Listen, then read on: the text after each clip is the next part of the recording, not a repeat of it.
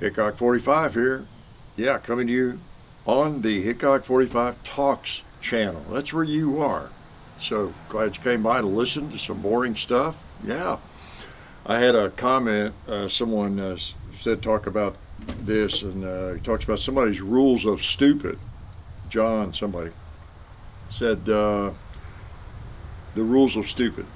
Don't go stupid places at stupid times doing stupid things with stupid people. Another way to think about capacity of a gun and also generally being safe in the world. Yeah.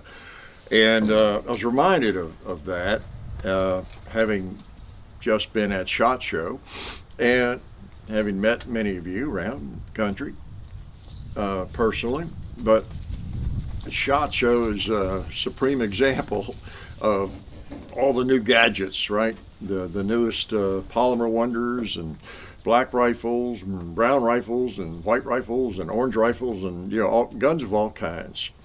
And there's always an improvement, right, in some way, either capacity wise, maybe reliability wise, accuracy, who knows? Okay. There's no limit, and we all get caught up in that to some extent, don't we? And just speaking about personal safety now is kind of the topic here, based on this comment. I think we all get caught up way too much in equipment, that sort of thing. Now, I know that if you're living in a different country, and some people even in this country, I see comments occasionally say, boy, I'd hate to live in a state or a county or a country where you have to carry a firearm to keep yourself alive, et cetera, et cetera, et cetera, which is just kind of a ridiculous comment. Do you live somewhere where human nature is different? Nobody in your county, your state, your country has been assaulted, killed, raped, beat up, boy, whatever. Yeah, right. You just anti-gun, let's face it, anti-independence, anti-freedom. A lot of people on the anti-gun side of things just don't like people deciding to take care of themselves and defend themselves. It's a lot of it. They depend on government, right? They think. Anyway, another topic. But we all get caught up too much in that sort of thing, especially capacity. And there's so many things to talk about here, aren't there? And of course, the baseline is be smart. Don't go places late at night. The old lines about nothing good happens after midnight or maybe after 10 o'clock, depending on where you are. Just if you really are concerned about safety for yourself, keeping yourself healthy and alive, your family healthy and alive, well, the first step is that. It's not which firearm you pick out. It's being smart, right? There are a lot of people I've observed in my life that are really concerned about self-defense to an extreme, keeping themselves alive and not bleeding and healthy.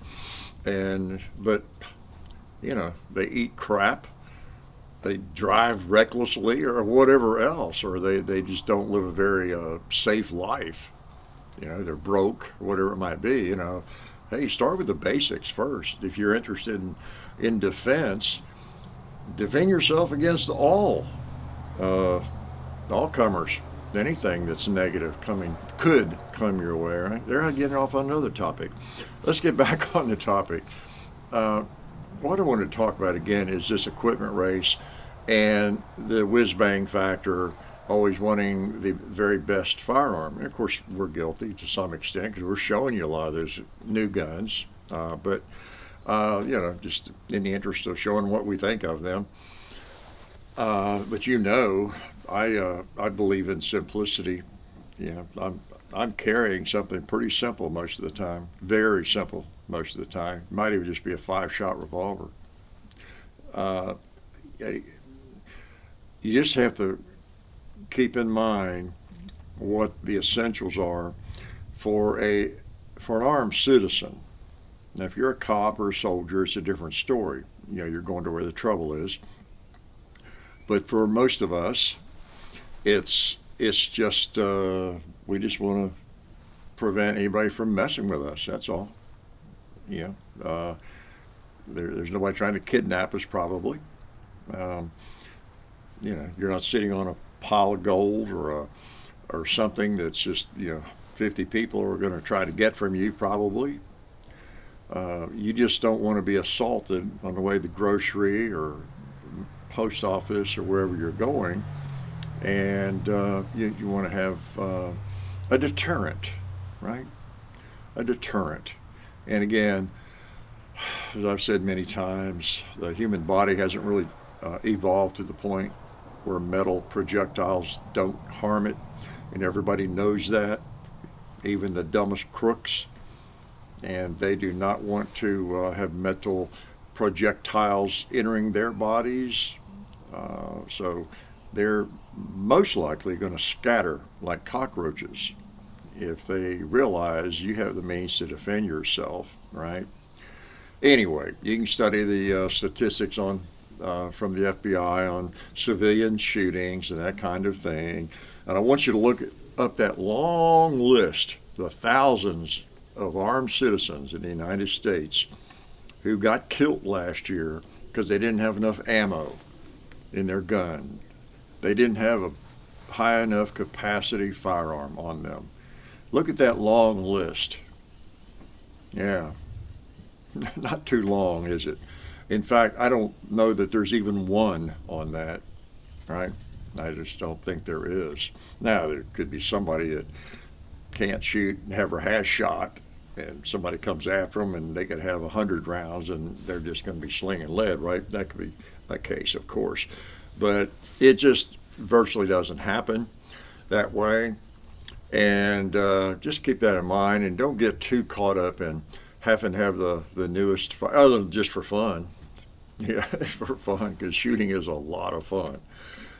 But my advice is to keep things simple, something you know is going to work, something you know you can shoot pretty well, and something you know will also function if you're out of position, which is, as trainers and experts, people with experience, police work, and a lot of different areas will tell you, you are very likely to be totally out of position or on your back or grappling with somebody and everything else.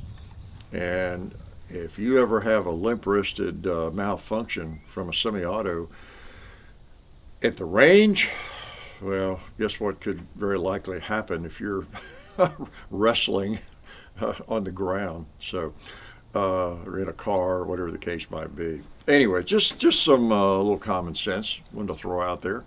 And I know you don't expect a lot of common sense from me, but I like to at least fake it sometimes. Life is good.